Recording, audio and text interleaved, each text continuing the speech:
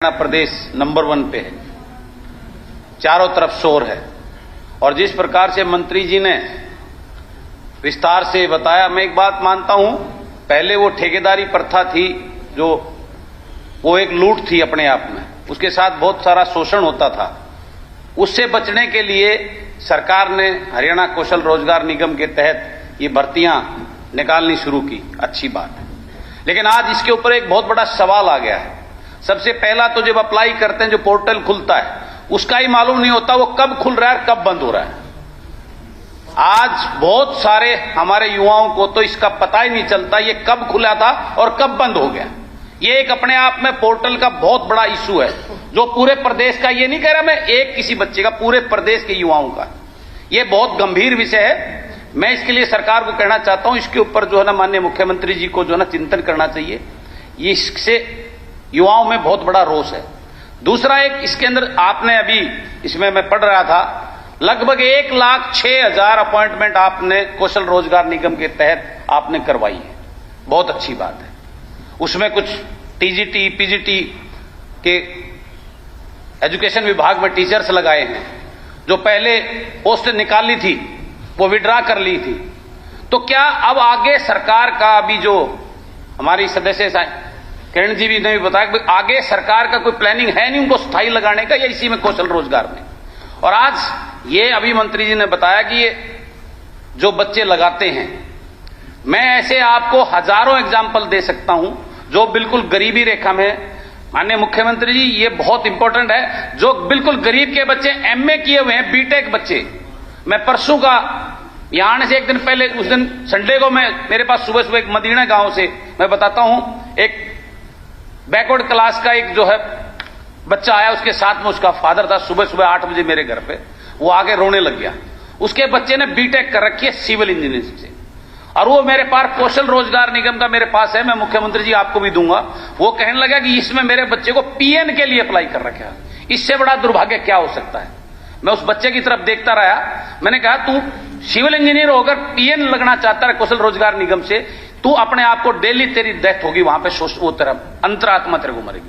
मैंने उसको उसी टाइम मैंने अपनी कंपनी में लगाकर उसको 20,000 की नौकरी देकर उसको वहां भेजा।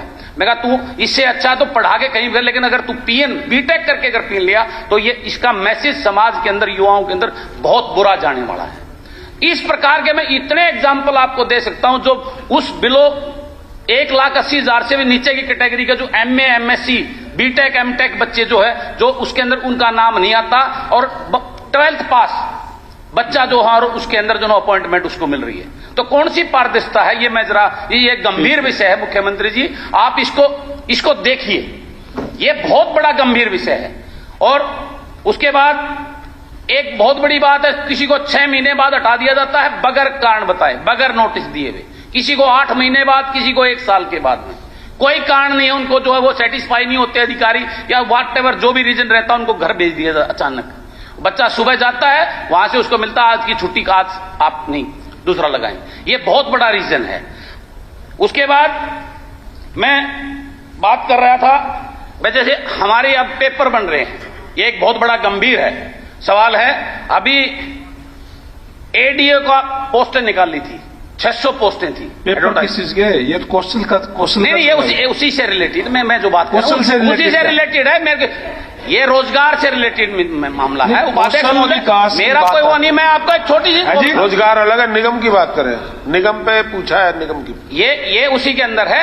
एडीओ लगाए हैं, उसके अंदर जो पेपर की जो 50% क्वालिफिकेशन नेगेटिव मार्किंग की कंडीशन लगा के इतना जटिल बना दे। मेरी सुनो, 600 में से 57 बच्चों को क्वालिफाई करके बैठो आप, और कोई बाकी सबको कौशल रोजगार में, वही बात, कौशल रोजगार में लगा दिया उनको। नहीं, वो ये है जी मेरे पास, ये अलग से आंकड़ा, अलग से कोई चर्चा हो तो उसमें उठाना ये बात। मुख्यमंत्री ऐसा पेपर बनाओगे तो इसका मतलब सरकार हमारे बच्चों को नकारा तो भारतभूषण बत्रा जी।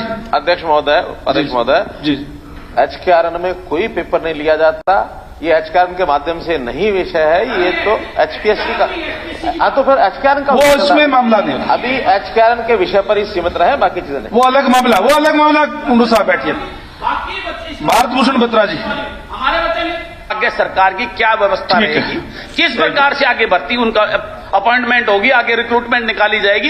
ये अपने आप में बहुत बड़ा सवाल है उपाध्यक्ष महोदय। मेरा मतलब सिर्फ इस कौशल रोजगार में जो पारदर्शिता की बात कर रहे हैं वो एक हो गया, ठीक है, धन्यवाद। उसको जिस प्रकार हमारी और लिस्टें आती हैं, ये लिस्टें उसके अंदर आनी, पब्लिक डोमेन पर आनी चाहिए, पता लगे किसके इसे क्वालिफिकेशन क्राइटेरिया क्या नंबर मिले इसको, वो उसके बाकी कितने नंबर मिले, ताकि वो सेटिस्फाई हो। उसकी कोई लिस्ट नहीं लगाई जाती, सीधी लिस्ट आती है। बैठो प्लीज।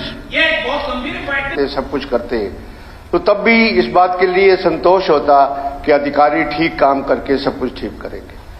आपने इंटेंडिंग ऑर्गेनाइजेशन जो साथ में जिसको आपने टेंडर देना है, इस रिक्रूटमेंट का सब कुछ है, उसमें प्राइवेट प्लेयर्स भी बीच में आपने डाल दिए। इसमें है कि intended organisation mean all the departments, board, corporation, statutory bodies, universities, public sector undertaking, mission, authorities, etc. under the control of the government. Up to this, it's all right. It's very all right. But also private establishment which send to the निकल। अब इनको आपने अख्तियार दे दिए तो वो अख्तियार ये लिस्ट कहां से आएंगे? अभी करना या बाद में कर लेना उसमें। आप तो अच्छे वाले विद्वान हैं, सारा लैंग्वेज पढ़ेंगे। ये तो जो इंडेंट देते हैं, अर्थात जिनको वर्कफोर्स चाहिए, वो गवर्नमेंट का डिपार्टमेंट भी मांग सकता है इस कंपनी से, बोर्ड कॉर्पोरेशन भी मांग सकता है, इवन कोई प्राइवेट एजेंसी भी किसी को वर्कफोर्स चाहिए वो इनसे मांग सकता है। प्राइवेट वालों को कोई कंपनी में डाल करके हमने कोई रिक्रूटिंग एजेंसी नहीं बनाया है, केवल नहीं ऐसा नहीं है। मान लो दूसरे और मानो कोई एक नौकरी चाहिए, उसके लिए सरकार के पास आ जाए, अपनी नौकरी तो देने की बात नहीं। प्रश्न क्या है, माननीय मुख्यमंत्री जी बता रहे हैं, सुन तो लो आप। एक फैसिलिटेशन दी है, मान लो सरकार को चाहिए 10,000 लोग, 10,000 में ले लिए, अब हमारे पास उसको मान लो नहीं है, कल को प्राइवेट वाला भी को कहता है कि हाँ इन्हीं छतों के ऊपर मुझे 100 लोग दे दीजिए, 500 दीजिए, 1000 दे दीजिए, और हम अगर एक ट्रांसपेरेंट तरीके से उसको भी 1000 लोग दे देते हैं तो हमारे एक दायरे में से निकल करके होकर जाएंगे, उनको भी तसल्ली रहेगी, उनका ईपीएफ, उनका प्राइवेट फंड, ईएसआई वो सारा कटना शुरू हो जाएगा। आज जो चीज प्राइवेट यानी ठेकेदारों के माध्यम से सारी चीजें चल रही थी, जिसका सरकार भी उपयोग करती थी, बोर्ड कॉर्पोरेशन उपयोग करते थे, यूनिवर्सिटी उपयोग करती थी, और प्राइवेट जो एंटरप्रेन्योर है, कोई फैक्ट्री वाला है, कोई कंपनी वाला है, वो भी वहीं से लेता था प्राइवेट वाले से। हमने एक सरकारी प्लेटफॉर्म दे दिया सबको। सरकारी प्लेटफॉर्म में अगर कोई लेता है, कल को हम एक ओवरसीज प्लेसमेंट सेल बना रहे हैं, सुनिए, हम ओवरसीज प्लेसमेंट सेल बना रहे हैं, जिसमें अभी तक तो सब प्राइवेट एजेंसी जो है विदेशों में नौजवानों को भेजती हैं और यहां से कबूतरबाजी होकर के दुनिया भर के इलीगल तरीके से भी जाते हैं। कितने ही केस बने हुए हैं। आज मान लो हम अगर सरकारी प्लेटफॉर्म दे देंगे जनता को कि भाई इसके माध्यम से आप जाओ, विदेश में नौकरी मिलती है, तो हम आपको फैसिलिटेट करते हैं, हम क्या गुनाह कर रहे हैं? हम एक एक्स्ट्रा प्लेटफॉर्म दे रहे हैं लोगों को, जनता को। हम कोई प्राइवेट लोगों के माध्यम से चयन करा रहे हैं, ऐसा नहीं है। कंपनी जो है, उस कंपनी में सारे जो गवर्नमेंट के अधिकारी हैं वही हैं, केवल प्राइवेट को फैसिलिटेशन दी है, भाई आपको भी आदमी चाहिए। हमारे पास लिस्ट है, हमारे पास लोगों ने अप्लाई किया है, सरकार को भी, बाहर भी, जहां जरूरत है, नॉर्म्स वही रहेंगे जो उस कंपनी के हैं। गीता जी वो बत्रा जी बोल रहे हैं, क्या बताएंगे कि आज तक कितनी प्राइवेट ऑर्गेनाइजेशन ने आपके निगम के थ्रू लिस्ट एम्प्लॉयमेंट दी? बता दीजिए मंत्री जी बता दीजिए, आप ना बताएं कि कितने लोगों को आपने एम्प्लॉयमेंट दे दी है। ये चलो। सेकेंडली कि इस मेरिट लिस्ट को कौन डिसाइड करता है? जो है मैंने परफॉर्मा जो बनाया है, सारा कुछ मैंने है, इस मेरिट लिस्ट को कौन डिसाइड करता है? उसके बाद ये था कि खानपुर भगत फूल सिंह मेडिकल कॉलेज के अंदर 32 एम्प्लॉइज वहां पर ऑलरेडी वहां पर वर्क कर रहे थे, और वहां पर आप प्राइवेट प्लेयर्स की बात नहीं है, वहां पर एक ठेकेदार ने निगम को लिस्ट दी और उनको अप्लाई कर दिया। आप कहते कि प्राइवेट प्लेयर्स नहीं है, आप कहते कि प्राइवेट प्लेयर्स का नाम ही नहीं है। अगर प्राइवेट प्लेयर्स का नाम नहीं है, या जिनको आप एम्प्लॉय करने के लिए जो मेरिट आपके पास नाम रिकमेंड करते हैं, तो बिल्कुल ठीक है। फिर प्राइवेट प्लेयर ने ये लिस्ट कैसे दे दी और निगम ने उनको अपॉइंटमेंट लेटर दे दी और उनको हटा दिया।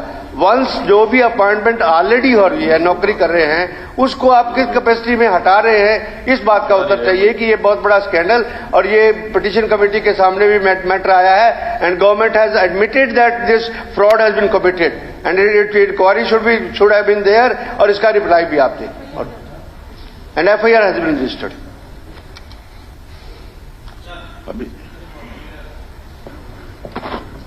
और उन्होंने कहा मेरिट पे हम लेते हैं। जो एलिजिबिलिटी का क्राइटेरिया उसको तो मेरिट बता रहे हो आप, उसमें नंबर दे रहे हो भी इतनी आमदनी से कम होना चाहिए, इतनी आमदनी इतनी होगी तो इतने नंबर मिलेंगे। ये एलिजिबिलिटी का क्राइटेरिया है, मेरिट नहीं है। और कौन तय करता है कि किसकी कितनी आमदनी है? परिवार पहचान पत्र से करते हो आप। परिवार पहचान पत्र कौन तय कर रहा है? कोई तहसीलदार है, और जो इनकम सर्टिफिकेट या तो कोई तहसीलदार देगा या एसडीएम देगा या कोई मास्टर दे देगा, जो उसको पहचान पत्र आपने लगा रखा है वो दे देगा। उसको क्या मालूम है कि कितना पहचान पत्र है? और मेरिट के सवाल को क्राइटेरिया क्या है, उसका क्राइटेरिया क्या है और क्या प्रक्रिया है? HSSC है, HPCC है, हरियाणा पब्लिक सर्विस कमीशन है, उन्होंने टेस्ट लेते हैं, इंटरव्यू लेते हैं, मेरिट देखते हैं। इसमें कौन सी मेरिट देखी है? कोई जो प्रक्रिया वो अडॉप्ट करे हुए हैं वो कोई करी है इसने? फिर अगर उसी हिसाब से करना तो उनको डिसॉल्व करो। SSB की और HSP Haryana public service commission की जरूरत क्या है? ये एक खिलवाड़ है और इस बात को बिल्कुल हम वो नहीं करेंगे। ये भविष्य के साथ खिलवाड़। मैं आपको एक दिखाता हूं कितना तमाशा हो रहा है इसमें। स्पीकर सर, ये मेरे एक इसको श्रीमती सीमा देवी, ये रोजगार कौशल रोजगार के तहत भर्ती करी गई TGT, और 6/12 को भर्ती करी गई और 9/12 को निकाल दी गई। उसने मिठाई बांट दी, 9/12 को निकाल दिया क्योंकि अब रेगुलर यहां आ गई। तो ये क्यों खिलवाड़ कर रहे हो ऐसे बच्चों के भविष्य के साथ? ये खिलवाड़ है और ये एक चोर दरवाजा खोला गया है। सारे कॉन्ट्रैक्ट को ना कोई क्राइटेरिया है, ना मेरिट है, क्राइटेरिया इनकम का कर दिया, ना इनकम सर्टिफिकेट कौन दे रहा है। इस किस्म की जो है खिलवाड़ मत करो इनके साथ कहीं भी। इसका जब ये बनाया था उस समय मुख्यमंत्री जी का बयान मैंने पढ़ा था, उसमें उन्होंने कहा था कि ये ठेका प्रथा खत्म करने के लिए है। ये ठेका प्रथा खत्म हो रही है, सरकार खुद ठेकेदार बन रही है। ठेका प्रथा 2 साल के लिए आप भर्ती कर रहे हो, 30,000 रुपए दे रहे हो, ना उसकी प्रमोशन है ना आगे कोई है, कच्चा ही रह जाएगा सारी उम्र। और कितने दिन रहेगा कच्ची नौकरी के लिए? ठेका प्रथा क्या थी? ठेका प्रथा यही थी, कच्ची नौकरी थी, वही आप काम कर रहे हो। चलो मैं इसमें जाता टेंडर में जो होता है बहुत सारे सवाल खड़े। अब ये 32 के 32 आपने देखा। ऐसा काम ऐसी खिलवाड़ मत करो, इसको तुरंत बंद करो। नहीं, मुख्यमंत्री जी हमारे इस बात पे पूरा बोलने तो दो। अच्छा बोलो। आपने कहा कि ये ठेका प्रथा खत्म करेंगे और एक तरफ कहा आपने कि 25,000 हम भर्ती करेंगे इसमें, अभी थोड़े दिन पहले। इसका मतलब ये 25,000 पोस्ट खत्म कर दोगे आप। जो 25,000 भर्ती करोगे तो 25,000 पोस्ट खत्म कर दोगे, यही मतलब हुआ ना? तो ऐसा काम क्यों कर रहे हो? 1,82,000 खाली जगह आपकी सीधी भर्ती करो। और कोई क्राइटेरिया पढ़े लिखे बच्चों को जो मतलब अफसर लग सकते हैं, आगे जा सकते हैं, उनको कम तनख्वाह में रखना एक उनके भविष्य के साथ खिलवाड़ है। ये हरियाणा के लोग बर्दाश्त करने वाले नहीं है। हम बिल्कुल इसको वो रिजेक्ट करते हैं। इसको तुरंत वापस किया जाए। ये खिलवाड़ कर रहे हो आप बच्चों के साथ। हो गया। मेरा नाम इसमें होती तो इतने सारे विधायकों को इस पर चर्चा करने की आवश्यकता नहीं थी। सर, पोर्टल हमेशा खुला ही नहीं होता। कभी उसमें कहा जाता है कि जिन्होंने किसी सरकारी कार्यालय में काम किया हुआ है वो ही पंजीकरण करा सकते हैं, दूसरे करा ही नहीं सकते। और सर, पारदर्शिता, ये तो विधायक रणधीर गोलन जी के बेटे ने इल्जाम लगाया है कि 49 लाख रुपए दिए और नौकरी नहीं लगी। सर, पारदर्शिता की बात हो रही है। और सर,